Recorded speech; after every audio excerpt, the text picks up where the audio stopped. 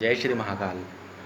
आज हम आपको जन्म पत्रिका में निर्मित होने वाले विभिन्न प्रकार के योगों तथा विभिन्न प्रकार के दोषों के क्रम में भगवान मंगल देवता तथा भगवान शनि देवता की युति के कारण निर्मित होने वाले द्वंद्व योग के विषय में आपको जानकारी प्रदान करेंगे।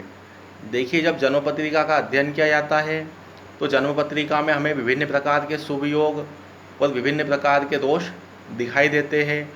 शुभ योगों में गजकेसरी योग, महालक्ष्मी योग, धनलक्ष्मी योग, राजयोग, रोचक योग, ऐसे ही दोषों के क्रम में काल सर्प दोष, मंगल दोष, गुरु चांडाल दोष, सूर्य ग्रहण दोष, चंद्र ग्रहण दोष, ऐसे अनेकों प्रकार के दोष भी हमें जन्म पत्रिका में नज़र आते हैं। इसी क्रम में मंगल देवता तथा शनि देवता की युति से निर्मित होने वाले द्वंद्व योग की भी विवेचना की जाती है। देखिए, जन्म पत्रिका में 12 भाव रहते हैं। हर भाव का एक अपना अपना महत्व रहता है। जैसे लग्न वाला जो हिस्सा रहता है वो तन का भाव कहलाता है, जिसे प्रथम भाव बोला जाता है। जो द्वितीय भाव रहता है ये परिवार का, कुटुंब का घर कहलाता है। तृतीय भाव साहस का, पराक्रम का तथा टेक्निकल भाव कहलाता है। जो चौथा घर रहता है ये परिवार का तथा सुख का, कुटुंब का भाव कहलाता है।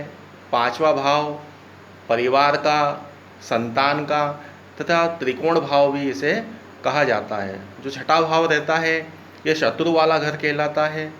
सातवां भाव पति या पत्नी या पार्टनर या जया भाव भी इसे बुलाया जाता है। जो आठवां भाव होता है ये मृत्यु भाव कहलाता है। नवा भाव भाग्य भाव, त्रिकोण भाव या धर्म वाला घर भी इसे कहा जाता है। 10वां वाला भाव आपके कार्य क्षेत्र का घर कहलाता है। 11वां वाला प्राप्ति का तथा 12वां वाला व्यय का भाव कहा जाता है। जो नवग्रह होते हैं अपनी अपनी स्थिति के अनुरूप इन भावों में जाकर के विराजित होते हैं। इसमें भगवान शनि देवता तथा भगवान मंगल देवता की युति अगर किसी घर में एक साथ विराजमान हो जाते हैं तो उस घर में ये द्वंद्व दोष का निर्माण कर देते हैं।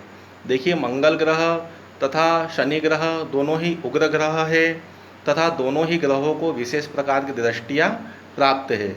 दोनों ही को विशेष प्रकार की दृष्टि के क्रम में जिस भाव में बैठते हैं उस भाव के अतिरिक्त 3 घरों को ये और देखते हैं।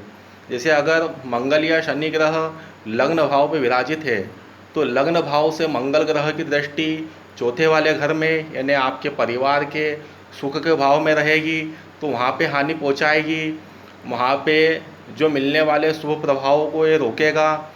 वहाँ पर से 7वें घर को देखेगा। 7वां घर जो है आपके पति या पत्नी का घर कहलाता है। उस भाव संबंधी परेशानियाँ उत्पन्न होगी। 8वां वाला जो घर होता है ये मृत्यु भाव कहलाता है, तो रोग संबंधी परेशानियाँ उत्पन्न कर सकता है। इसी प्रकार जो भगवान शनि देवता है ये उसी भाव को देखेंगे जिस भाव में विराजित होते हैं। उसके अतिरिक्त तृतीय भाव को, लग्न भाव से फिर तृतीय भाव आपके साहस का, पराक्रम का घर कहलाता है, वहाँ पर दृष्टि संबंध होगा।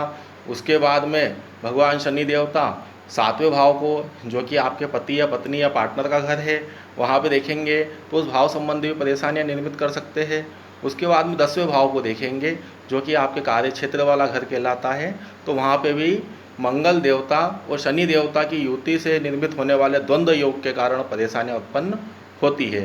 तो मंगल देवता और शनि देवता अगर किसी घर में विराजित होते हैं अगर एक साथ आकर के, तो जिस जिस घर पे मंगल या शनि ग्रह की दृष्टि संबंध रहते हैं उस घर संबंधी अनेकों प्रकार की परेशानियाँ इन ग्रहों की युति के कारण उत्पन्न होती है। देखिए, मंगल ग्रह तथा शनि ग्रह दोनों ही उग्र ग्रह कहलाते हैं। जिस भी जातक की पत्रिका में अगर मंगल दोष होता है और जातिका की पत्रिका में अगर मंगल दोष नहीं है, वो दोनों विवाह करना चाहते हैं, तो अगर किसी जातिका की पत्रिका में मंगल दोष न होते हुए भी अगर उसका शनि उच्च का है, अगर तुला राशि में विराजित है, तो वो विवाह कर सकते हैं, उसका मंगल दोष समाप्त हो जाता है। इसी प्रकार अगर किसी की पत्रिका में शनि ग्रह खराब स्थिति में विराजमान है और किसी जातक की पत्रिका में मंगल ग्रह उच्च स्तर पर विराजित है जो कि मकर राशि में है, तो शनि संबंधी पीड़ा भी ये समाप्त कर देते हैं। तो मंगल देवता और शनि देवता जो होते हैं ये नवग्रहों में विशेष महत्व रखते हैं। मंगल ग्रह को नवग्रहों का सेनापति कहा जाता है। नवग्रहों में विशेष स्थान मंगल ग्रह को प्रदान किया गया है। मंगल ग्रह 21 क्षेत्रों के प्रधान देवता नियुक्त किए गए हैं। इसी प्रकार भगवान शनि देवता है, न्याय के देवता है, दंडाधिकारी है। तो मंगल ग्रह और शनि ग्रह की अगर युति होती है तो जन्मपत्रिका में अनेकों प्रकार के दोषों और अनेकों प्रकार के अशुभ योगों के का निर्माण ये करती है, जिससे द्वंद्व योग का निर्माण हो जाता है। अब इस योग की शांति किस प्रकार से की जा सकती है? देखिए, भगवान मंगल देवता तथा शनि देवता की आराधना के द्वारा इस योग की शांति की जा सकती है। इसमें भगवान मंगल देवता के निमित्त में आप मंगल स्तोत्र के नियमित रूप से पाठ करें। उसके बाद में नियमित रूप से शिवलिंग के ऊपर गीला गुलाल चढ़ाएं। शनि देवता के निमित्त में अपनी छाया देख करके तेल का दान करें। शनिवार के दिन किसी याचक को काले कंबल का दान करें। भगवान शनि देवता मंगल देवता के पूर्ण मात्रा में ब्राह्मणों के द्वारा जाप करा करके हवन शांति के द्वारा इस योग का निवारण किया जा सकता है। तो भगवान पे विश्वास रखें। मंगल देवता और शनि देवता के कारण जो द्वंद्व योग का निर्माण होता है इसके पूर्ण रूप से शांति कराएं। जय श्री महाकाल।